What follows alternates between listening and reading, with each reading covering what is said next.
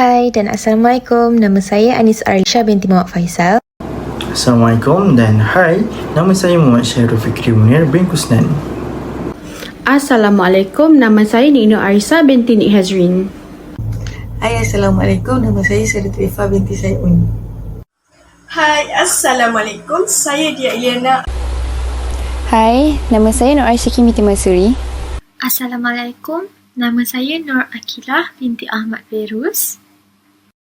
Malaysia telah mencapai banyak kejayaan dalam pelbagai bidang semenjak ia merdeka pada tahun 1957. Kestabilan politiknya telah memakin pelbagai kemajuan dan pencapaian yang luar biasa di Malaysia dalam bidang sosial, ekonomi, pembangunan, pendidikan dan sukan. Malangnya, kejayaan tersebut tidak berlaku kepada hubungan antara kaum di Malaysia. Sungguh pun, pelbagai pendekatan dan program integrasi kaum dan sedang dilaksanakan, namun masih tiada tanda-tanda bahawa kerencaman itu akan terakis dan membawa kepada pembentukan bangsa Malaysia yang diidam-idamkan. Walaupun di peringkat permukaan, hubungan antara kaum di Malaysia boleh disifatkan sebagai tenang, namun jauh di dasarnya masih tersemat kuat perasaan marah, kecewa, tidak puas hati dan benci, lalu mencipta perasaan syak sangka, dengki-mendengki yang berlebihan serta akhirnya mencipta kaum saingan. Rukun negara bangsa Malaysia dan terkini Satu Malaysia antara gagasan nasional yang diutarakan pemerintahan sebagai usaha mengurangkan politiking perkauman yang berlebihan dan seterusnya membentuk satu integrasi nasional. Sejarah penciptaan makhluk Allah SAW bermula dengan seorang lelaki manusia bernama Adam dan diteruskan isterinya Hawa. Hal ini dinyatakan dengan firman-Nya yang bermaksud, hai sekalian manusia, bertakwalah kepada Tuhanmu yang telah menciptakan kamu dari seorang diri dan daripadanya Allah menciptakan isterinya dan daripada keduanya Allah memperkembang biakkan laki-laki dan perempuan yang banyak. Menurut maksud firman Allah SAW ini, Islam mengajak umatnya supaya percaya bahawa semua manusia berasal daripada bapa yang sama iaitu Adam. Manusia adalah bersaudara dan berasal dari sulbi atau keturunan yang sama tanpa mengira warna kulit. Mereka semua adalah keturunan Nabi Adam tanpa mengira kaum. Topik bangsa dan warna kulit tidak timbul dalam Islam. Bangsa, bahasa dan warna kulit hanyalah aspek atau kualiti yang digunakan untuk membezakan orang. Akibatnya tidak ada alasan untuk perbalahan di kalangan manusia. Sungguh pun manusia lebih menyayangi bangsa sendiri daripada kaum lain secara fitrahnya. Namun cinta dan kasih sayang ini tidak menjadi alasan mereka untuk memperlakukan kaum lain dengan zalim atau tidak adil. Seterusnya ialah cabaran dari sudut pendidikan. Umum mengetahui bahawa pelajar di Malaysia sememangnya terdiri daripada latar belakang yang berbeza dan perkara ini merupakan cabaran terbesar buat sistem pendidikan negara kita. Oleh itu, kerajaan telah mewujudkan aspirasi di bawah Pelan Pembangunan Pendidikan Negara untuk meraihkan kepelbagaian murid di Malaysia dengan menerapkan sistem pendidikan yang menawarkan pengalaman dan nilai bersama kepada pelajar dengan menghargai kepelbagaian. Cabaran yang kedua ialah kurangnya pemahaman dan kesedaran dalam diri pelajar terhadap kepelbagaian budaya di Malaysia yang seharusnya dipupuk sejak di bangku sekolah lagi, kerana ia memainkan peranan yang sangat penting untuk menjamin kemakmuran bangsa dan negara. Sebagai contoh, melalui kurikulum yang dijalankan di sekolah-sekolah, Kementerian Pendidikan berusaha mewujudkan sikap kesatuan dalam diri pelajar yang berbeza budaya dan latar belakang untuk saling menerima antara satu sama lain. Seterusnya ialah ketidakseimbangan sosioekonomi antara pelajar Bumi Putera dan pelajar bukan Bumi Putera. Untuk menangani masalah ini, Dasar Ekonomi Baru telah memperkenalkan sistem kuota dalam kemasukan pelajar bagi memastikan komposisi etnik yang seimbang. Bukan sahaja dalam jumlah populasi pelajar, tetapi juga dalam agihan pelajar mengikut fakulti di universiti. Akhir sekali, ialah polarisasi etnik yang semakin meluas antara pelajar. Isu polarisasi etnik di universiti adalah berpunca daripada kekurangan dasar yang jelas mengenai pembinaan negara di peringkat pengajian tinggi. Kerajaan seharusnya menyediakan objektif khusus ke arah mewujudkan kesefahaman antara pelajar pelbagai kaum dan etnik melalui Pelan Strategik Pengajian Tinggi. Kita Kita semua tahu tentang kebanjiran penduduk yang telah dihadapi oleh negara kita, dan seluruh dunia juga tahu bahawa di dalam negara Malaysia terdapat pelbagai suku kaum, bangsa dan agama yang telah menjadi kepercayaan masing-masing. Disebabkan itu, wujudnya budaya mereka masing-masing yang membolehkan mereka ini dapat berfikir dengan lebih baik dalam menghasilkan sesuatu benda mengikut budaya mereka dalam bentuk budaya material dan juga budaya bukan material. Bagi mereka yang tidak tahu tentang apa itu budaya material ini adalah suatu objek yang dimiliki dan dihasilkan oleh individu tersebut seperti pakaian, alatan kaum, manakala budaya bukan material ini adalah suatu idea ataupun buah fikiran dan juga cara mereka ini berfikir dalam membentuk suatu budaya. Sebagai contoh, adat suatu kaum, undang-undang suatu kaum, kod pakaian dan lain-lain. Disebabkan terlalu banyak perbezaan di antara masyarakat di negara kita, ianya telah menjadi cabaran yang sangat hebat dalam membentuk negara yang harmoni. Ianya disebabkan mereka ini mempunyai sudut pandangan yang berbeza kerana mereka ini mempunyai pendapat dan fahaman berdasarkan agama dan juga adat mereka yang tersendiri. Pertengkaran dan juga perselisihan faham juga boleh terjadi apabila sesetengah masyarakat itu hanya mementingkan agama, adat dan juga budayanya sahaja, sehingga mereka ini tidak memikirkan tentang sensitiviti agama dan kaum yang lain. Mereka ini tidak bersikap terbuka dan hanya ingin orang lain mendengar dan mengikutinya sahaja. Selain daripada itu, terdapat juga cabaran dari sudut kebudayaan, iaitu ketika sensitiviti sebuah kaum dan agama disentuh dan juga dipersoalkan. Di dalam negara Malaysia, kita sudah terdidik dengan kehidupan yang mempunyai pelbagai kaum, budaya dan juga agama. Namun, masih ada golongan yang tidak peka terhadap isu ini. Bahasa yang digunakan semasa berinteraksi juga memainkan peranan dalam menjalinkan hubungan mesra antara kaum. Di negara kita sendiri terdapat pelbagai bahasa dan juga logat. Hal ini akan menyebabkan berlakunya sedikit salah faham dan disebabkan kurang pengetahuan dan juga kurang penguasaan dalam bahasa yang digunakan akan memberi kesan di dalam hubungan tersebut. Sebagai contoh, jika sesuatu urusan itu dijalankan dan ia menggunakan bahasa Cina, mungkin terdapat individu yang berbangsa Melayu yang kurang faham atau tidak faham, dan ianya akan menyebabkan urusan tersebut tidak dapat dijalankan dengan baik. Dan akhir sekali, keengganan sesetengah etnik untuk bergaul dan menjalinkan hubungan sosial terhadap etnik yang lain juga menjadi cabaran untuk memupuk masyarakat yang harmoni di dalam negara kita. Hal ini kerana mereka ini enggan untuk bergaul dengan orang yang tidak mempunyai latar belakang yang sama dengan mereka. Mereka tidak berminat dengan budaya yang bukan dari kaumnya, dan ini menyebabkan rasa tidak selesa semasa menjalinkan hubungan sosial terhadap individu yang mempunyai latar belakang yang berbeza dengan mereka. Berbezanya budaya juga menyebabkan mereka ini malu untuk belajar dan berkongsi budayanya terhadap orang yang lain. Seterusnya, saya akan mengulas mengenai cabaran dari segi politik dan ekonomi. Dari perspektif sejarah, perkauman di Malaysia lebih banyak dibincangkan dalam konteks naratif atau penceritaan untuk meneliti dan menganalisis rentetan peristiwa. Dari perspektif negara ini, amalan demokrasi berparlimen dan pilihan raya merupakan salah satu perubahan moden dalam politik berbanding era tradisional. Dari segi politik, asalnya setiap kaum di tanah Melayu sememangnya mempunyai parti politik masing-masing sejak sebelum merdeka lagi, dan politik pada masa dahulu juga amat dititik beratkan dalam setiap kaum. Dalam gagasan parti politik moden, 3 kaum terbesar iaitu Melayu, Cina dan India bebas memilih mana-mana parti perikatan yang mereka inginkan, malah boleh bersatu dalam satu parti politik. Walau bagaimanapun, konflik juga boleh tercetus jika menerima desakan dan permintaan etnik. Rusuhan kaum pada 13 Mei 1969 yang tercetus akibat masalah parti politik ini telah menggambarkan betapa seriusnya masalah ini.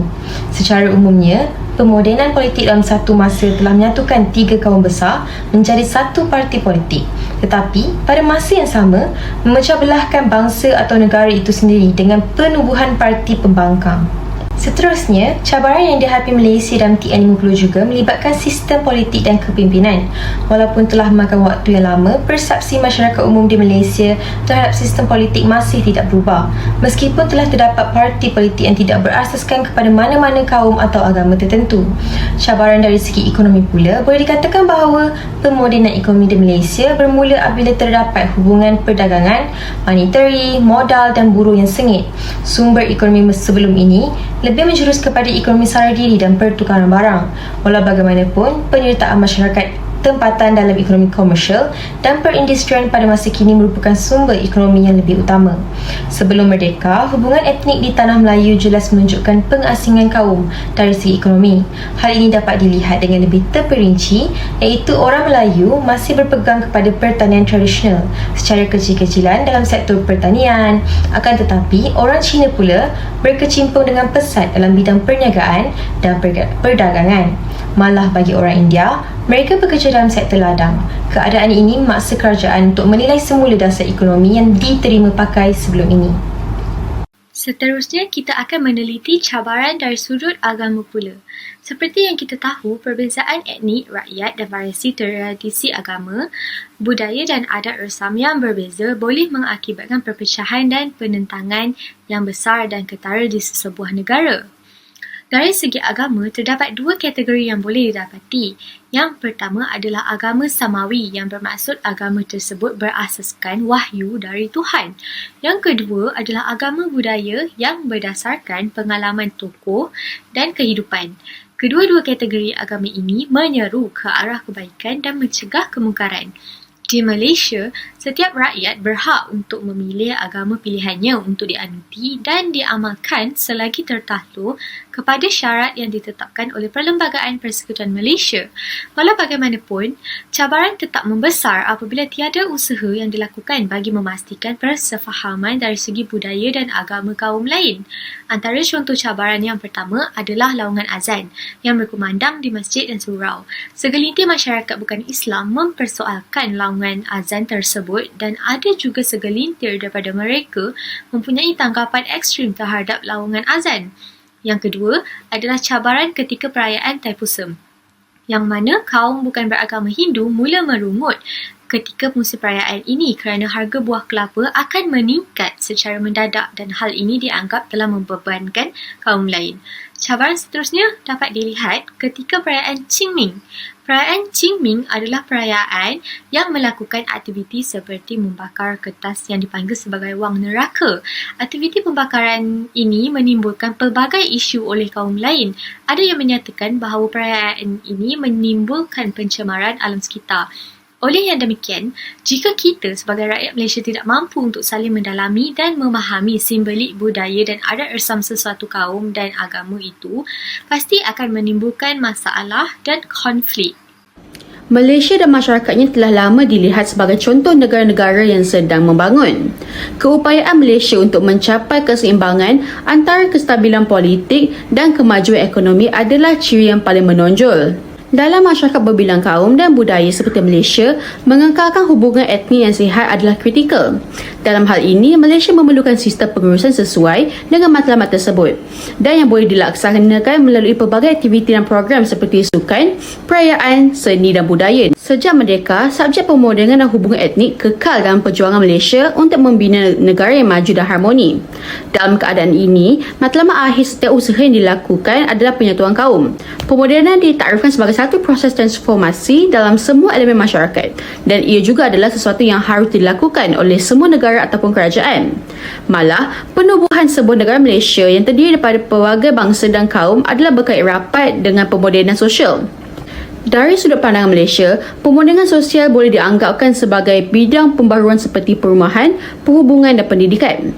Sejak zaman penjajah, setiap kaum telah dibahagi secara sosial berdasarkan tempat tinggal mereka, dengan kebanyakannya kaum Melayu tinggal di kampung dan pinggir bandar, kaum Cina di bandar dan kaum India di kawasan ladang. Keadaan ini masih wujud sehingga kini. Perbezaan ini juga terselah dalam penubuhan sekolah berasaskan kaum dan penggunaan bahasa ibunda masing-masing.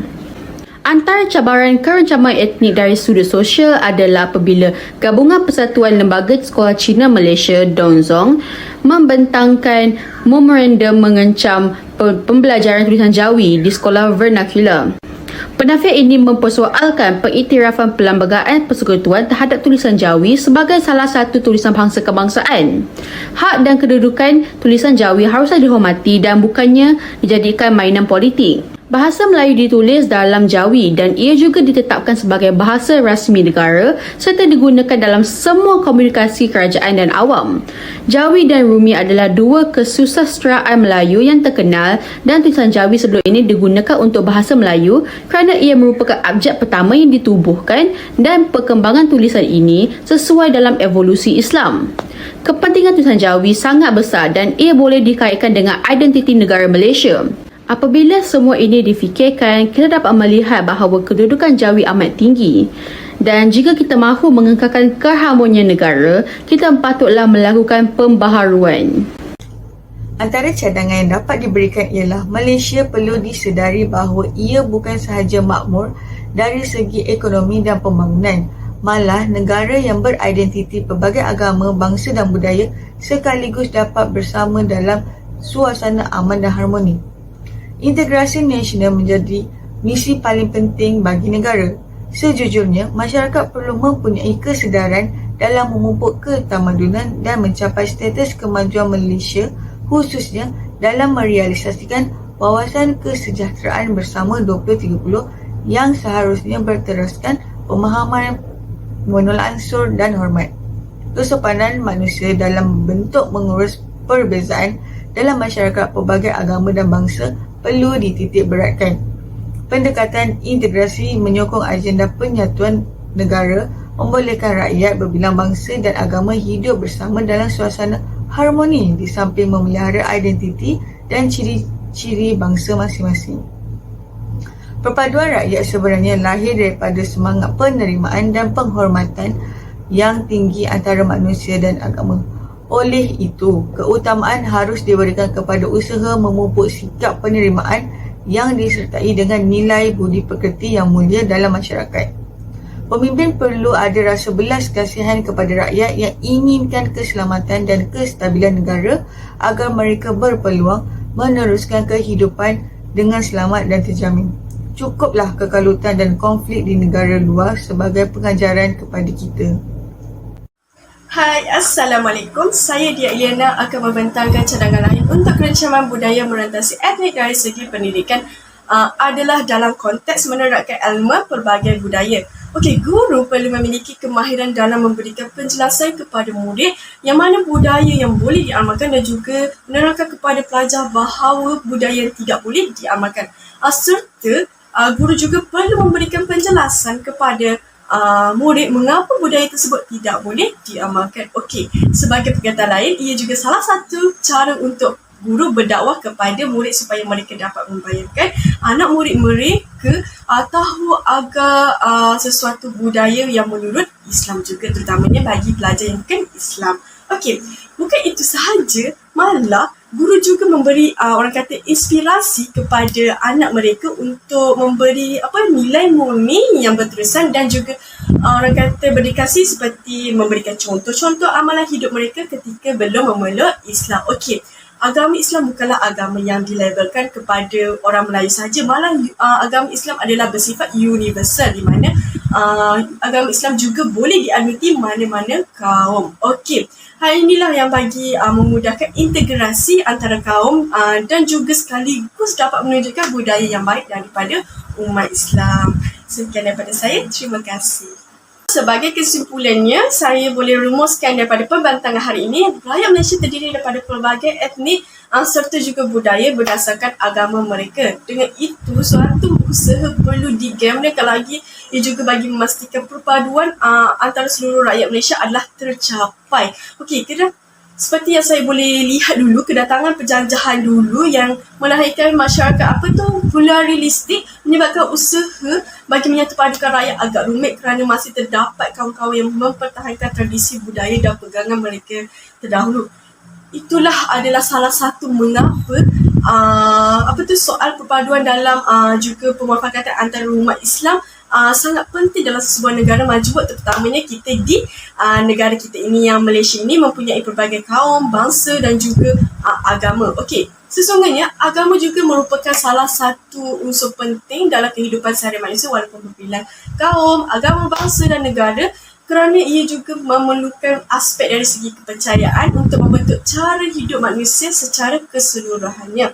Okey, konsep ini juga berkaitan dengan orang kata sifat berperikemanusiaan mesti diterapkan dalam kehidupan manusia yang berbilang kaum di Malaysia ini. Ini juga orang kata berdasarkan peringatan Rasulullah SAW kepada umat Islam, di mana ajaran Islam adalah sifat universal, di mana orang Islam juga perlu mengajar orang yang bukan Islam dan juga menjadikan contoh kepada orang Islam bahawa budaya Islam adalah budaya yang boleh diikuti dan budaya yang baik. Okey. Namun dari segi nilai murni manusia, nilai-nilai kemanusiaan tetap ada juga walaupun perbezaan kaum, agama, dan dia juga bagi mengajar bukan Islam untuk mengajar kita bahawa mengajar agama Islam ini mengeratkan silaturahim walaupun mereka perbezaan kaum, kerana itu diajar oleh umat Islam dari mereka kecil lagi untuk membuat baik kepada sesiapa sahaja walaupun berbilang kaum agama, walaupun berbilang kaum agama dan juga bangsa. Okey. Kerana Islam juga tidak memandang rendah kepada orang lain, apatah lagi agama lain. Okey.